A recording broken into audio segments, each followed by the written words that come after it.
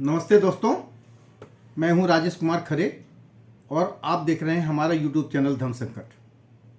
आज हम आगे बढ़ते हैं भगवत गीता के अद्भुत ज्ञान की ओर और जानते हैं युद्ध भूमि कुरुक्षेत्र में हुए महाभारत युद्ध की शुरुआत से संबंधित श्लोकों के रहस्यमय संदेशों को। अभी तक हमने 1 से लेकर 6 तक के श्लोकों का अध्ययन किया है। वह जाना है कि इस कर्म प्रधान धर्मग्रंथ में हम संसारिक लोगों के लिए क्या संदेश छुपा हुआ है। अगर आपने इसके पहले के मेरे 4 वीडियोस को नहीं देखा है तो वह इस वीडियो के डिस्क्रिप्शन में जाकर उसकी लिंक को कॉपी करके आप उसे यूट्यूब में जाकर देख सकते हैं। आगे बढ़ने से पहले यदि आपने हमारे यूट्यूब चैनल धर्म संकट को अभी तक सब्सक्राइब नहीं किया है तो आपसे रिक्वेस्ट है कि आप इसे सब्सक्राइब कर दें और अगर वीडियो आपको पसंद आता है तो इसे लाइक और शेयर करना न भूलें। चलिए आगे बढ़ते हैं फर्दर। संजय द्वारा धृतराष्ट्र को सुनाए जा रहे युद्ध के वृत्तांत को संस्कृत में लिखा गया है, जिसकी अलग अलग विद्वानों द्वारा अलग अलग तरीके से व्याख्या की गई है। आप जैसे सिक्के के 2 पहलू की बात करते हैं, ऐसे संजय द्वारा सुनाए जा रहे वृत्तांत को दुर्योधन व अर्जुन दोनों के दृष्टिकोण से परखा जाना चाहिए। संजय को वेद व्यास द्वारा दिए गए वरदान से यह शक्ति शामिल थी कि वह युद्ध के क्षेत्र में होने वाली घटनाओं को देखने के साथ साथ वहाँ मौजूद सभी व्यक्तियों के मन की बात को भी बखूबी जान सकते थे। इसलिए जब वह युद्ध के मैदान का वृत्तांत धृतराष्ट्र को उनके आग्रह करने पर सुना रहे थे, तब वह दुर्योधन व द्रोणाचार्य तथा अर्जुन व कृष्ण के बीच होने वाले संवाद व उनकी मनसा को भी संवाद द्वारा धृतराष्ट्र को बताते जा रहे थे। अभी तक दुर्योधन ने पांडवों की सेना के महानायकों के बारे में अपने गुरु द्रोणाचार्य को बताया, क्योंकि वह सब द्रोणाचार्य के बिल्कुल सामने खड़े दिख रहे थे। लेकिन द्रोणाचार्य की पीठ अपनी सेना की तरफ होने के कारण दुर्योधन अपने गुरु द्रोणाचार्य के मनोबल को बनाए रखने के लिए वह अब यहाँ से आगे अपनी सेना के प्रमुख नायकों की विशेषताओं के बारे में बखान करते हैं। द्रोणाचार्य के मन में पांडवों के प्रति द्वेष पैदा करने और युद्ध के लिए जोश दिलाने के लिए दुर्योधन ने पांडव सेना की विशेषताएं बताई। दुर्योधन के मन में यह विचार आया कि द्रोणाचार्य पांडवों के पक्षपाती हैं ही, अतः वे पांडव सेना की महत्ता सुनकर मेरे को यह कह सकते हैं कि जब पांडवों की सेना में इतनी विशेषता है तो उनके साथ तू संधि क्यों नहीं कर लेता। ऐसा विचार आते ही दुर्योधन आगे के श्लोकों में अपनी सेना की विशेषता बताते हैं। वो कहते हैं कि अस्माकं तु विशिष्टा ये तानि बोध द्विजोत्तम नायका मम सैन्यस्य संज्ञार्थम ताम्र विमिते। यानी हे द्विजोत्तम बेसिकली वो उनको कह रहे हैं, क्या बोलते हैं, अपने गुरु द्रोणाचार्य जी को, कि हमारे पक्ष में भी जो मुख्य लोग हैं उन पर भी आप ध्यान दीजिए। केवल पांडवों की सेना के योद्धाओं को देखकर आप मन विचित मत करिए। आपको याद दिलाने के लिए हम बता देते हैं कि मेरे सेना के नायक जो हैं वह भी किसी पांडवों की सेना के अन्य योद्धाओं से कम नहीं है। दुर्योधन द्रोणाचार्य से कहते हैं, हे दुश्रेष्ठ, जैसे पांडवों की सेना में श्रेष्ठ महारथी हैं, ऐसे ही हमारी सेना में भी कम विशेषता वाले महारथी नहीं हैं। प्रत्युत उनकी सेना के महारथियों की अपेक्षा हमारी सेना में ज़्यादा ही विशेषता रखने वाले महारथी हैं, उनको भी आप समझ लीजिए। वह कहते हैं द्रोणाचार्य से कि मेरी सेना में भी जो विशिष्ट सेनापति हैं, सेना नायक हैं, महारथी हैं, मैं उनके नाम केवल आपको याद दिलाने के लिए या आपकी दृष्टि उधर खींचने के लिए ही कह रहा हूँ।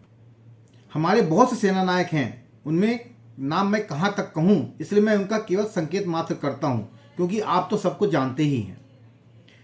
इससे यह प्रतीत होता है इस श्लोक से कि दुर्योधन ऐसा जता रहे हैं कि वह पांडवों की सेना को देखकर भयभीत नहीं है, यानी उनका पक्ष कमजोर नहीं है कि वो पांडवों की सेना से भयभीत हों। वैसे भी कहा गया है कि राजनीति के अनुसार शत्रुपक्ष चाहे कितना ही कमजोर हो और अपना पक्ष चाहे कितना ही सबल हो, ऐसी अवस्था में भी शत्रुपक्ष को कमजोर नहीं समझना चाहिए और अपने में उपेक्षा, उदासीनता आदि की भावना किंचन मात्र भी नहीं आनी चाहिए। इससे सावधानी के लिए मैंने उनकी सेना की बात कही, अब अपनी सेना की बात कहता हूँ, ऐसा वो द्रोणाचार्य को कह रहे हैं। वैसे भी देखा जाए तो दुर्योधन जो है, पांडवों की सेना को देखकर दुर्योधन थोड़ा डरे तो हैं, कारण कि संख्या में कम होते हुए भी पांडव सेना के पक्ष में बहुत से धर्मात्मा पुरुष थे और स्वयं भगवान थे।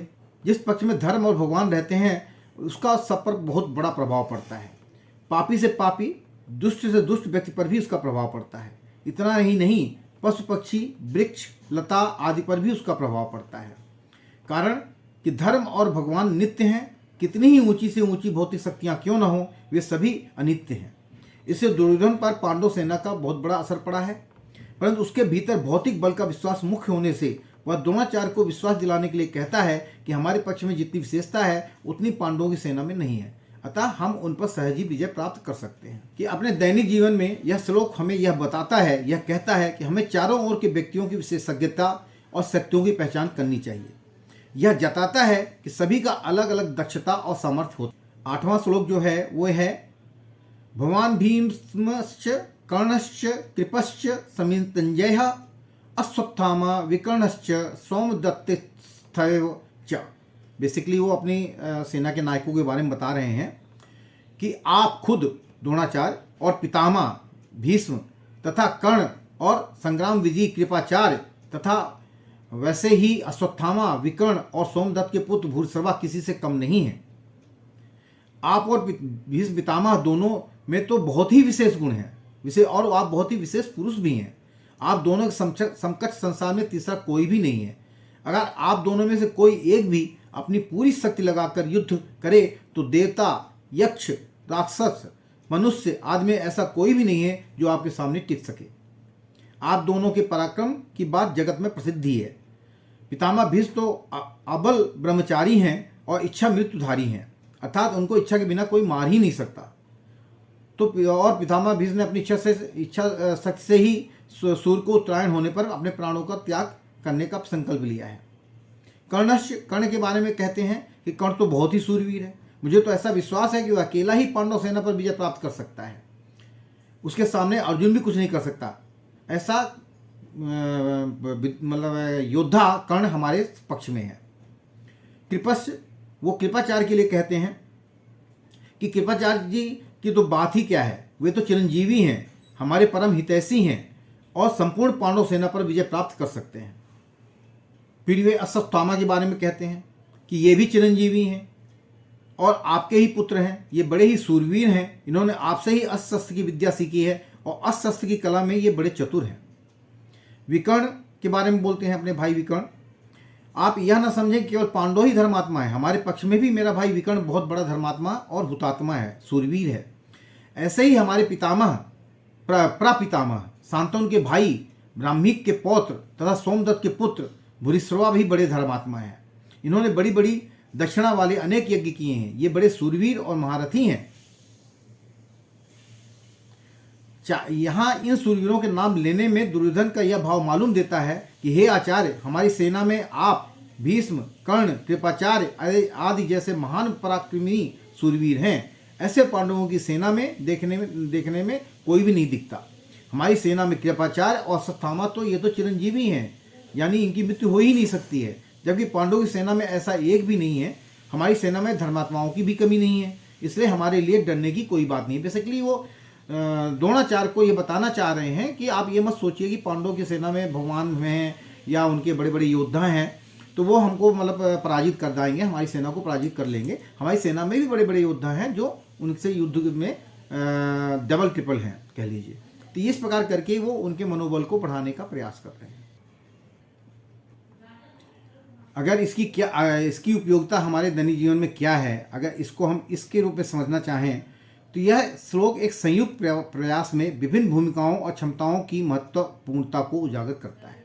यानी जब भी हम कोई भी काम करते हैं उसमें जितने भी लोग होते हैं सबकी अलग अलग क्षमताएं होती हैं, और ये दैनिक जीवन में हमें ये देखने को मिलता है कि सबकी क्षमताओं के साथ मिलकर ही एक टीम बनाकर कोई भी कार्य को किया जा सकता है। यह हमें यह सिखाता है कि प्रत्येक व्यक्ति एक अद्वितीय भूमिका निभाता है, अपनी कौशल और शक्तियों को योगदान करता है। हमारे दैनिक जीवन में टीम या समुदाय में हर व्यक्ति की शक्तियों को समझने में सहयोगपूर्ण गतिविधि हो सकती है। काम में, परिवार में या समुदाय की पहल में विभिन्न कौशलों की मान्यता प्राप्त करना सामूहिक प्रयास की समृद्धि को बढ़ावा देता है। श्लोक 7 और श्लोक 8 दोनों ही व्यक्तिगत शक्तियों की पहचान करने और विविधता को बढ़ावा देने और सहकारी भाव की कड़ी महत्वपूर्णता को बताते हैं। ये शिक्षाएं हमें मजबूत कनेक्शन बनाने में मदद कर सकती हैं, चाहे वह हमारे व्यक्तिगत रिश्तों में हो, काम के माहौल में हो या व्यापक समुदाय में हो, जिससे व्यक्तिगत और सामूहिक विकास संभव हो सकता है। अध्याय 1 के श्लोक 7 और 8 की गहन ज्ञान गाथा हमें समय और सांस्कृतिक सीमाओं को तार तार करने वाली अमूल्य अंदरूनी दृष्टिकोण प्रदान करती है। जब हम इन श्लोकों की रूपरेखा में गहराइयों में गूंथे जाते हैं तो हमें केवल एक समय अनुकूल दार्शनिकता ही नहीं बल्कि अपने दैनिक जीवन के जटिलताओं को नेविगेट करने के लिए भी व्यवहारिक मार्गदर्शन प्राप्त होता है।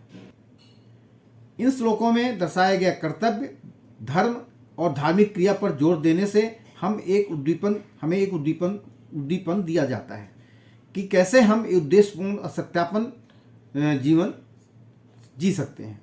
यह समझना कि हम सभी अपने कर्तव्यों और जिम्मेदारियों से बंधित हैं और फिर भी हमें परिणामों के प्रति आसक्त के बिना उन्हें पूरा करना चाहिए, हमें सफलता और असफलता के सामने समबुद्धि बनाए रखने की क्षमता प्रदान करता है। यानी जब किसी काम को लेकर आप कर्म करते जाते हैं और फल की चिंता आप नहीं करते हैं, तभी जाके आप उस काम को सही ढंग से आगे करते चले जाएंगे। नहीं तो अगर आपको बीच रास्ते में पता चलता है कि यह लगता है कि हमको वो फल प्राप्त नहीं होगा और उसको आप बीच में छोड़ देते हैं, तो ना तो आप घर के रहेंगे ना आप घाट के रहेंगे। इसके अलावा ये श्लोक हमें हमारे क्रियाओं में स्वयं जागरूकता और सतर्कता की महत्वपूर्णता सिखाते हैं। आसक्ति के बिना और ऊंचे उद्देश्य के लिए हमारे प्रयासों को समर्पित करके हम इच्छा और अहंकार के बंधनों से मुक्त हो सकते हैं, जिससे आध्यात्मिक विकास और स्व साक्षात्कार की राह खुलती है। भगवद गीता के उपदेश जो इन श्लोकों में उजागर हो रहे हैं, न केवल भारतीय दार्शनिकता के समृद्धि से सामंजस्यपूर्ण हैं बल्कि विश्व भर में भी प्रासंगिकता प्राप्त करते हैं।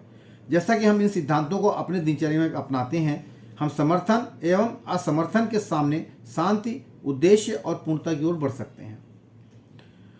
मैं आपसे कहता हूं कि इन प्रफुल्ल श्लोकों पर ध्यान दें, इनकी ज्ञानदाता को अपने जीवन में सम्मानित करें और भगवद गीता की शक्तिशाली सांत्वना को दूसरों के साथ साझा करें। आपके मार्गदर्शन में आपके जीवन के इस अद्भुत सफर में शांति, उद्देश्य और आपको पूर्णता मिले। धन्यवाद कि आपने भगवद गीता के इस अन्वेषण में मेरे साथ साझा किया है अपना समय। अगर आपको यह वीडियो उपयुक्त लगा हो तो कृपया करके इसे लाइक, शेयर और सब्सक्राइब करना न भूलें। हम साथ में इस ज्ञान के सफ़र पर चलेंगे और आगे और भी इसके बारे में सोच विचार करेंगे। जय भारत, जय सनातन।